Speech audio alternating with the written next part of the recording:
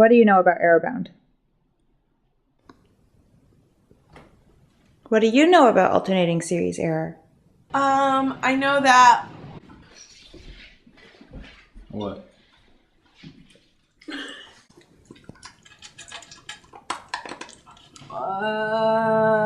When I plug it into the calculator, it gives me an answer.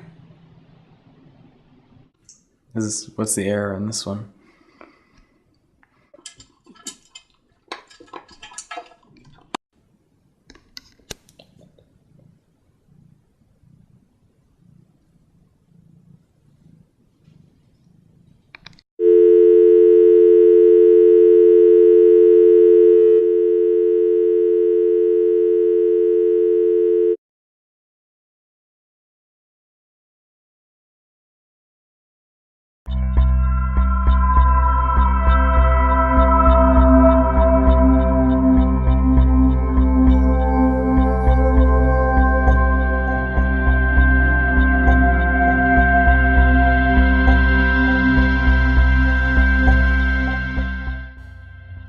The first kind of error we'll look at in this video is alternating series error.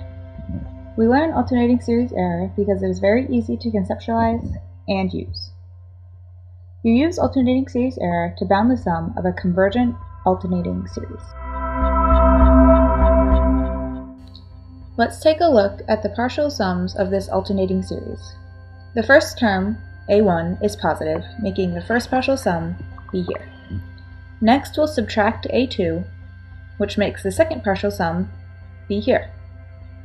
Again, we'll add the next term, a3, and the third partial sum will be located here. Now, we have to subtract a4, which will make the fourth partial sum be here. We keep on doing this forever, each time getting closer and closer to the ending sum of the infinite series. Now I'll add a6, a7, a8, a9, a10, a11. Since the series is alternating, every time a new term is added or subtracted, the series passes the ending sum. Looking at these images, we can come up with some inequalities. The first partial sum minus the next term is less than the sum s. The second partial sum plus the next term is greater than the sum s. And the third partial sum minus the next term is less than the sum s. This pattern will continue, and each partial sum will be bound by the next term. This fact makes the inequality the absolute value of s minus s sub n is less than the next term, a sub n plus 1. This is the error bound on an alternating series.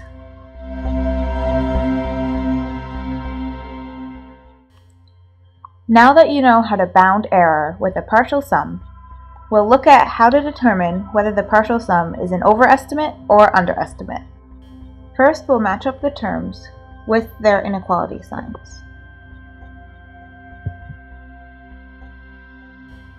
Now we notice that the positive term, a sub 3, matches up with the greater than sign, and the two negative terms, a sub 2 and a sub 4, match up with the less than sign. Notice that if a sub n plus 1 is less than 0, then s sub n is greater than s. Therefore, s sub n is an overestimate. If a sub n plus 1 is greater than 0, then s sub n is less than s, and s sub n is an underestimate.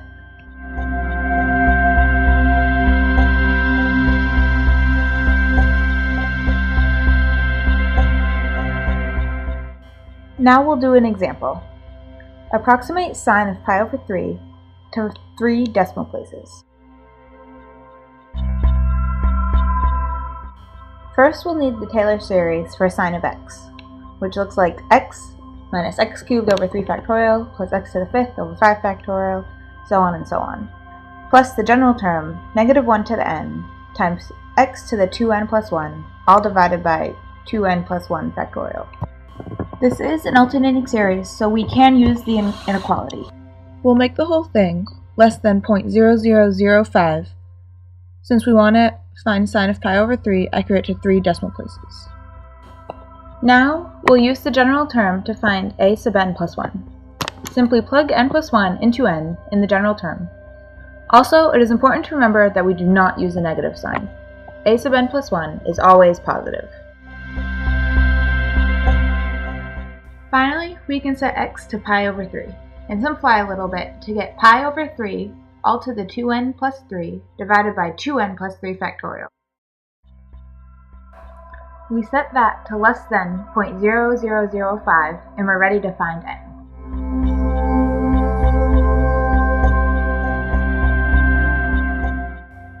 The next part can be done multiple ways. One could solve the inequality for n, however that could be difficult and messy. The easiest way to do this problem is simply start plugging in values for n, working your way up from 0. So if we plug in 0 for n, we get that the left side of the inequality equals 0.191397. Since that is not less than 0.0005, we have to move on to n equals 1. Plugging n equals 1 into the calculator, we get that it equals 0.010. Since that is not less than 0.0005, we have to move on to n equals 2. Here we find that the left side equals 0.0002, which is less than 0.0005. So we need to find the second partial sum.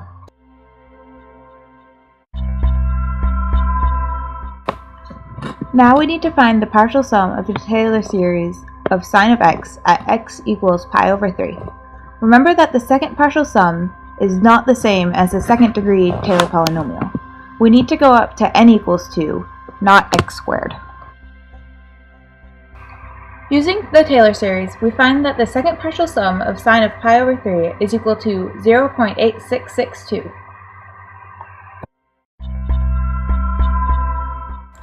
Now let's take a look at whether our estimate is over or under. Since our first omitted term was n equals 3, we find that it is a negative term.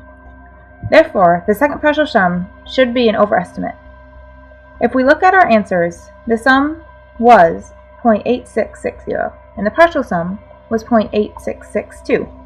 Therefore, our second partial sum was an overestimate. Our formula worked!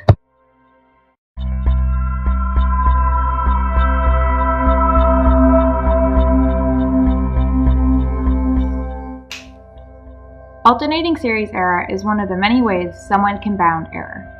It is very easy to find the error bound on an alternating series.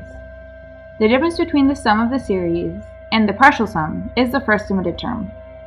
To determine if the partial sum is over or under, look at the first omitted term. If it's positive, then the partial sum is an underestimate. If it's negative, then the partial sum is an overestimate. Alternating series error is one way that your calculator may be able to accurately bound a number to 14 decimal places. The most important thing to remember is that the absolute value of the sum minus the partial sum is less than the first omitted term.